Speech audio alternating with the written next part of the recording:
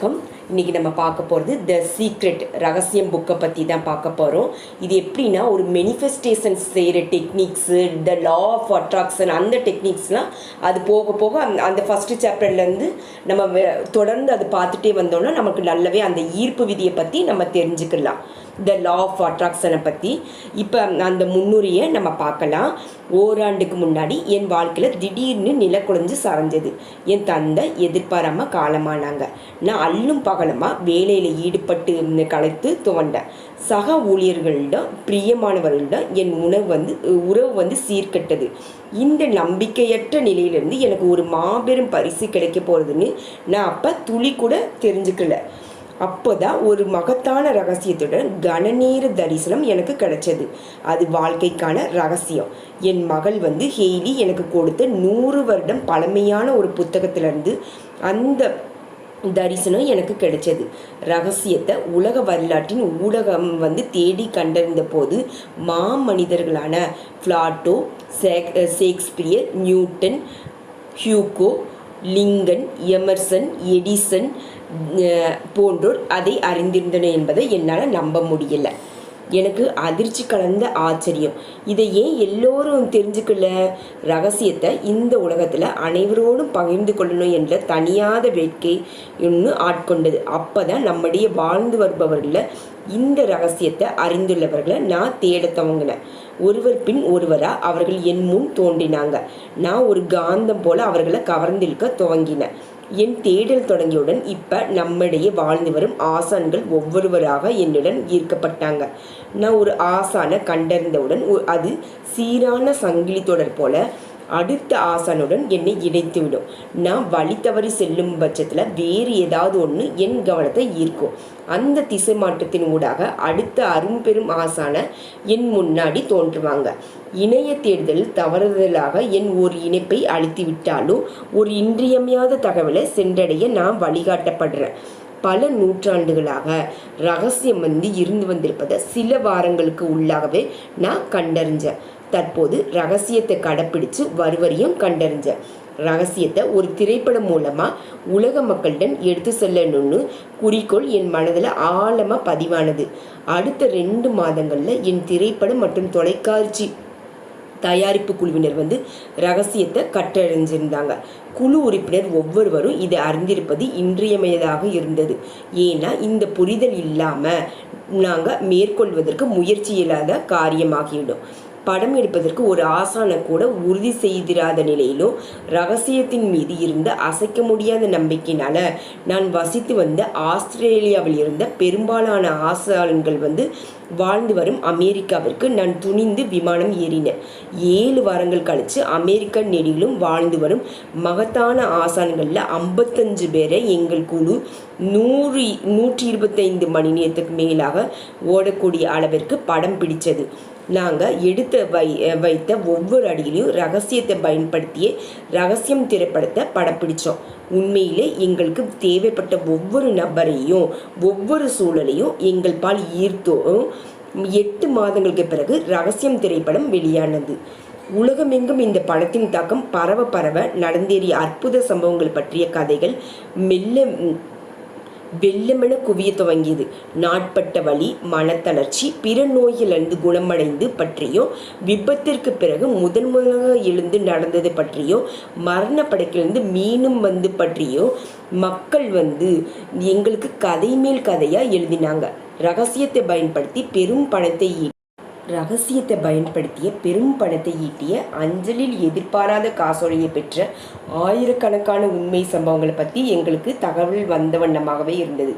மக்கள் ரகசியத்தை பயன்படுத்தி தங்கள் விரும்பிய வீடுகள், வாழ்க்கை துணை, காரு, வேலை, பதவி உயர்வுகள் இது எல்லாமே தங்கள் பால் ஈர்த்தாங்க. ரகசியத்தை பயன்படுத்தி சில நாட்களுக்குள்ளாகவே வியாபாரங்களில் பெரும் மாற்றங்கள் நிகழ்ந்து பல சம்பவங்கள் குறித்த தகவல் எங்களுக்கு வந்தன. குழந்தைகளை உள்ளடக்கிய சிக்கலான குடும்ப உறவுகளில் பிணக்கம் நீங்கி இணக்கம் உண்டான இதயத்தை வருடும் இனிய கதைகளும் எங்களை வந்தடைந்தது.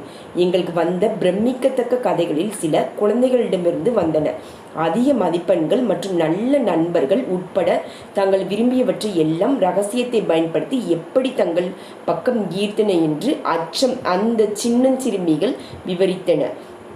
மருத்துவர்கள் தங்கள் நோயாளிகளிடம், பல்கலைக்கழகங்களும் பள்ளிகளும் தங்களுடைய மாணவர்களிடம், உடற்பயிற்சி மையங்கள் தங்கள் வாடிக்கையாளர்களிடம், பல கிறிஸ்துவ மத பிரிவுகளும் ஆன்மீக மையங்களும் தங்கள் வழிபாட்டு கூட்டத்தினரோடும் ரகசியம் குறித்த அறிவை பகிர்ந்து கொண்டன.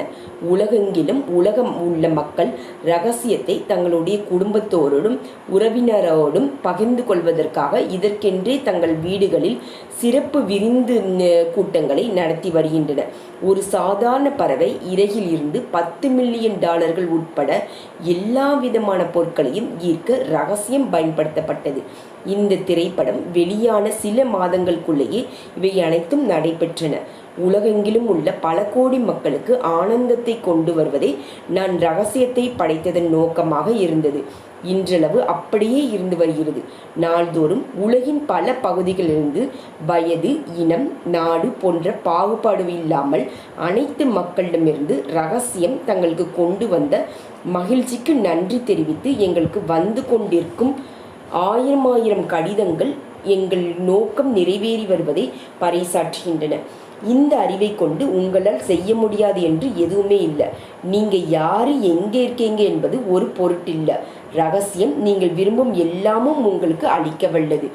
24 அற்புதமான ஆசான்கள் இந்த புத்தகத்தில் இடம்பெற்றிருக்காங்க.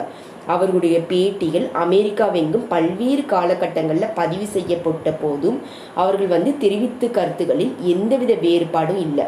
ரகசியம் கற்றுக் கொடுத்த ஆசான்களின் வார்த்தைகளும் ரகசியம் செயல்பட்ட வியக்கத்தக்க கதைகளும் இந்த புத்தகத்தில் அடங்கியுள்ளன.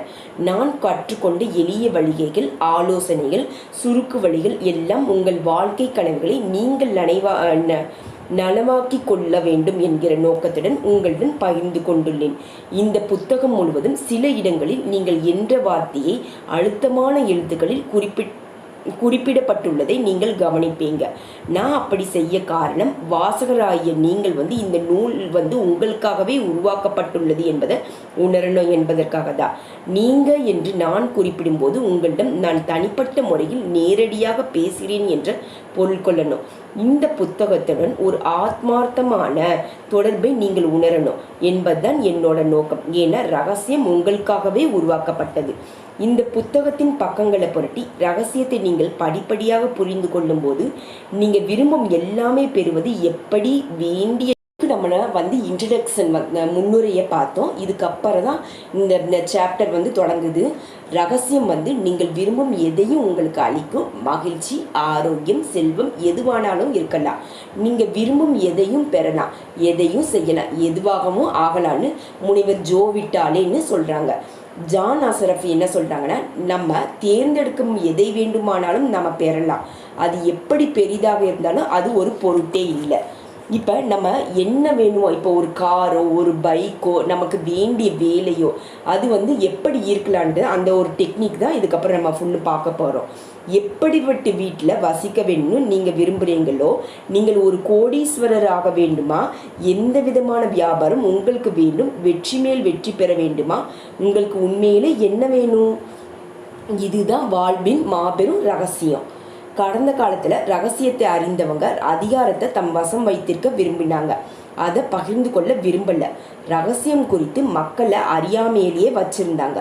மக்கள் பணிக்கு போனாங்க, வேலையில் மூழ்கி இருந்தாங்க, பின்ன திரும்ப வீட்டுக்கு வந்தாங்க. மக்கள் எந்தவித அதிகாரங்களுக்கும் இன்றி இந்த வட்டத்துக்குள்ளேயே ஒரு சிலரின் கைகளில் மட்டும்தான் ரகசியம் முடக்கப்பட்டிருந்தது. வரலாறு நெடியிலும் ரகசியம் குறித்த அறிவை கையப்படுத்த பலர் முனைந்தாங்க. அதே சமயம் இந்த அறிவை உலகெங்கும் பரப்பும் வழியையும் பலர் கண்டறிஞ்சாங்க. மக்களின் வாழ்வில் பல அற்புதங்கள் நிகழ்ந்துள்ளதை நான் என் கண்ணார கண்டுள்ளேன். பணம் தொடர்பான அற்புதங்கள், உடற்பிணி நீக்கம், மனப்பிரச்சனை தீர்வு, உறவு சிக்கல் தீர்வு போன்ற எண்ணற்ற அற்புதங்கள். இது எல்லாமே நிகழ்ந்ததற்கான காரணம் ரகசியத்தை எப்படி பயன்படுத்துவது என்பதை தெரிஞ்சது தான். எது எது அந்த ரகசியம் என்று நீங்கள் ஆச்சரியத்துடன் உட்கார்ந்துருக்கீங்களா? நான் அதை புரிந்து கொண்ட விதத்தில் உங்களுக்கு விளக்குறேன். நம்ம அனைவருமே ஒரு மகா சக்தியுடன் தான் இணைந்து செயல்படுறோம். ஒரே விதிகள் தான் நம்ம எல்லோரையும் வழிநடத்துது. பிரபஞ்சத்தின் இயற்கை விதிகள் மிகவும் துல்லியமானது. விண்கலங்களை நிர்மாணிப்பதோ மனிதனை நிலாவிற்கு அனுப்புவதிலோ நொடி சுத்தமாக அவற்றை தரையிறங்குவதிலோ நமக்கு எந்தவித சிரமமும் இருக்கிறதில்லை. நீங்கள் இந்தியாவிலேயோ இந்தியா, அமெரிக்கா, ஆஸ்திரேலியா எங்கு வேணா இருக்கலாம். சரி, நம்ம ஒரே சக்தியுடன் இணைந்து தான் செயல்படுறோம். ஒரே விதி, அதுதான் ஈர்ப்பு விதி. இப்போ உங்கள் வாழ்க்கையில் நிகழ்வுகள் எல்லாமே உங்களை நோக்கி கவர்ந்தெழுக்கும் கொண்டிருப்பது நீங்கள் தான். உங்கள் மனதில் தக்க வைத்து கொண்டிருக்கும் காட்சிகள் மூலமாக அது உங்களுடைய நோக்கி ஈர்க்கப்படுது. அது நீங்கள் சிந்தித்து கொண்டிருக்கும் விஷயங்கள் உங்கள் மனதில் ஓடிக்கொண்டிருப்பவை தான் நீங்கள் உங்களை நோக்கி ஈர்க்கிறீங்க. உங்களது ஒவ்வொரு எண்ணமும் உண்மையில் ஒரு மெய்யான பொருள் தான். அதுதான் ஒரு சக்தி. பிரபஞ்சத்திலேயே மிக சக்தி வாய்ந்த ஈர்ப்பு விதி தான் என்று இந்த உலகத்தில் வாழ்ந்து மறைந்த மாபெரும் ஆசாரங்கள் சொல்லியிருக்காங்க. இப்போ இந்து மதம், புத்த மதம், கிறிஸ்துவ மதம், இஸ்லாம் போன்ற மதங்களும் பண்டைய பாபிலோனியா, எகிப்து போன்ற நகரங்களிலும் இதை தங்களுடைய எழுத்துக்கள் மற்றும் கதைகள் மூலமாக அளித்திருக்காங்க.